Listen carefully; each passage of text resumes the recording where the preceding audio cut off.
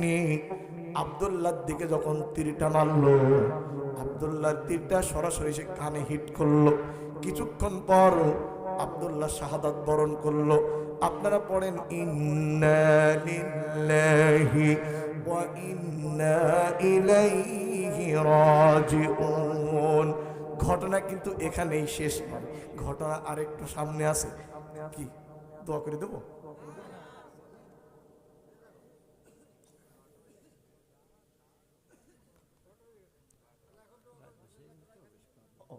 তাহলে দোয়া করে দিই। রাত তো 12টা বেজে গেছে।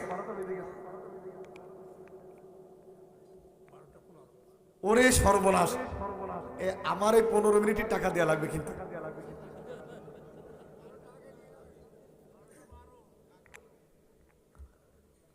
আচ্ছা, আর সর্বোচ্চ 10-5 মিনিটের ভিতরে আমরা দোয়া করে দিই। ওই সাইকেল ব্রেক করার পরও কিন্তু শেষড়িয়ে যায়, কি বলে যায় না? এখন আমি তো আগে থেকে ব্রেক করিনি, এখন ঘড়ির দিকে না তাকিয়ে যেহেতু একটু ব্রেক করতেই হচ্ছে, আলোচনা এখান থেকে শেষ করি অসম্পূর্ণ, একটু শেষড়িয়ে 5 মিনিট গেলে কি আপনাদের সমস্যা? আব্দুল্লাহকে যখন বাচ্চা, জালিম বাচ্চা ইউসুফ জুরওয়াস বিসমিল্লাহির রাব্বিল গোলাম বলে হত্যা করলো। বাচ্চারে বিসমিল্লাহ বলা, সেদিন অনেক সচেতন মানুষ কান খুলে শুনে ফেললো। সবাই চিন্তা করলো, এতদিন আমরা নকল রবের গোলামি করলাম, এতদিন আমরা নকল রবের গোলামি করলাম। বাচ্চা এখন দেখছি অরিজিনাল আরেকটা রবের কথা বলল। সেই রবটাকে সকলে বলল আমরা ঈমান আনলাম ওই বাচ্চার রবের প্রতি। চিৎকার করে বলেন আল্লাহু আকবার। সকলে চিন্তা ভাবনা করলো, এই নকল রবকে আমরা মানবো না, এই নকল বাচ্চাকে আমরা মানবো না, আমরা ঈমান আনবো তার আসমান জমিন সৃষ্টি করেছেন যিনি, আমরা ঈমান আনবো তার প্রতি। জোরে বলেন আল্লাহু আকবার। দেশের সব মানুষের মঞ্চের আশেপাশে যারা ছিল তারা বলল আমান্না বিরব্বিল গোলাম, আমান্না বিরব্বিল গোলাম, আমরা ওই বাচ্চার, আমরা ওই বালকের রবের উপর ঈমান আনলাম। আল্লাহু আকবার বলেন। জালিম বাচ্চা ইউসুফ জুরওয়াস তার সেনাবাহিনীদেরকে ডেকে বললেন, এই মুহূর্তে তোমরা দেশের আন্দোলন থামিয়ে দাও। বলে বাচ্চা কি করে আন্দোলন থামাবো? এই আন্দোলন যদি থামাতে হয় আমাদের কঠোর পদক্ষেপ নিতে হবে। বলে যত মানুষের জীবন যায় যাক, তারপরেও তোমরা আন্দোলন থামিয়ে দাও, এই অন্তত ঈমান আনার এই স্রোতটা থামিয়ে দাও। দেশের সেনাবাহিনীগুলি রাস্তার আশেপাশে বড় বড় গর্ত খনন করলো। দেশের সেনাবাহিনীগুলি রাস্তার আশেপাশে বড় বড় গর্ত খনন করলো।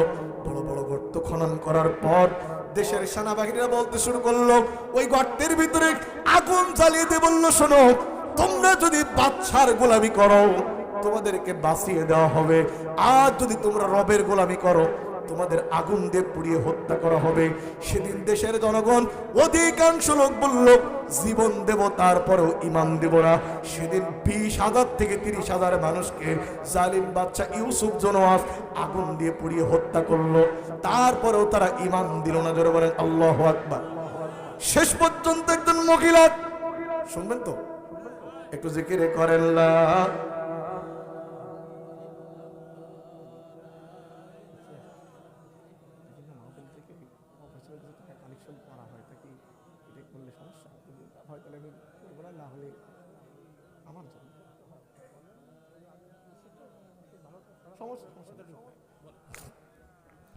আর জোরে লা ইলাহা ইল্লাল্লাহ, জোরে লা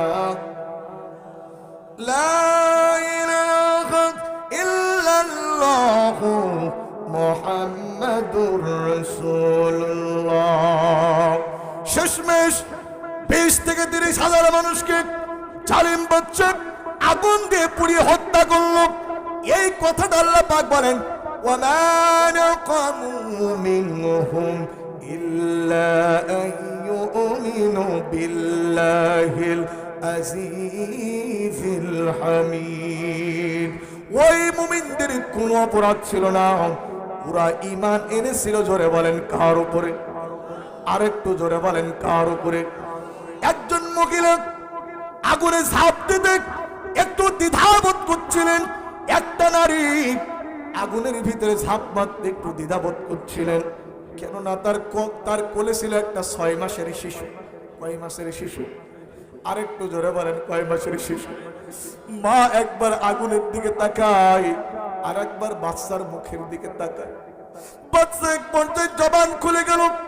বাচ্চা বলছে, মা আমার দিকে তাকিও না, ও মা তুমি যত দ্রুত আগুনে ঝাঁপ দিতে পারবে তত দ্রুত আমার মালিকের জান্নাতে চলে যেতে পারবে। আরেকটু জোরে বলেন সুবহানাল্লাহ। শেষ পর্যন্ত ওই মহিলাটিও আগুনে যে ঝাঁপ দিয়ে সেও শাহাদাত বরণ করলো। জোরে বলেন আল্লাহু আকবার। ভাইরা আমার, আমি আপনাদের সামনে আলোচনা করতেছিলাম, জোরে বলেন কোন সূরা? সূরাতুল বুরুজ। ও ভাই, আমি হয়তো আবেগ দিয়ে কিছু কথা জোরে সরে বলেছি, এতে কি আপনারা রাগ করেছেন? এখনই দোয়া হবে, একটা আমলের কথা বলবো, একটা আমল করলে জান্নাতুল ফেরদাউসের মেহমান হওয়া যাবে। শুনবেন তো? আরেকটু জোরে বলেন, শুনবেন তো ইনশাল্লাহ? ও ভাই, তার আগে বলি, আমি একটু অন্ধ মানুষ, এরপরও আমার দুটো পা ভেঙে গেল, আবার অপারেশন করা লাগবে। আপনি একটু আল্লাহর কাছে বলবেন, আল্লাহ অন্ধ হাফেজ আশরাফুল ইসলামকে তুমি সুস্থ করে দাও। 2 নাম্বার দোয়া করবেন, আল্লাহ অন্ধ হাফেজকে তুমি আবার আগের মতো চলাফেরা করার তৌফিক দান করো। 3 নাম্বার কথাটা হচ্ছে এই, কেউ সমালোচনা করবেন না, ভালো লাগলে দিবেন, না লাগলে আপনার দেওয়ার প্রয়োজন নাই। আমার বাপটা 23 সালের 26শে ডিসেম্বর মারা গেছে। 2টি ভাই সংসার থেকে আলাদা। আমার পা দুটি ফের আবার অপারেশন করা লাগবে। যদি কোনো সহৃদয়ের বান ব্যক্তি এমনটি থাকেন, আমার যা ছিল পার চিকিৎসা করতে গিয়ে তার সবই প্রায় শেষ, আর তেমন কিছুই বাকি নাই, এই 2টি পা আবারও অপারেশন করা লাগবে। যদি কোনো সহৃদয়ের বান ব্যক্তি এমনটি থাকেন যে আমি হুজুরের পা অপারেশনের জন্য কিছু হাদিয়া, চিকিৎসার জন্য কিছু টাকা দিব, কারোর উপরে কোনো জোর জবরদস্তি নাই। আবার এমনটি দিয়ে কালকে কেউ যেন সমালোচনা করবেন না যে উনি আসছিল ওয়াজ করার পর একটু ভিক্ষা করেছে। আপনার ভিক্ষার প্রয়োজন নাই, জাস্ট দোয়া, সহযোগিতা। যদি কোনো ব্যক্তি পারেন তাহলে আমার এই পায়ের চিকিৎসার জন্য মা বোনদের ভিতর থেকে 2-1 জন আর পুরুষের ভিতর থেকে 2-1 জন উঠে যে যা দেয় আপনারা কালেকশন করে স্টেজে পাঠায় দেন।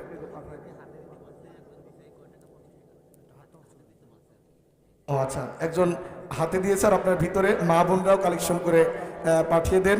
আর পুরুষ ভাইরা খুব দ্রুত, আমার ওয়াজ আমি শেষ করে ফেলেছি, খুব দ্রুত একটু জিকির করেন লা ইলাহা, আরো জোরে লা ইলাহা ইল্লাল্লাহ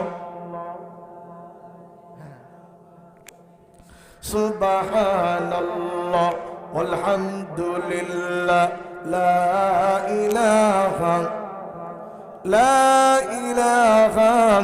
ইল্লাল্লাহু মুহাম্মাদুর রাসূলুল্লাহ।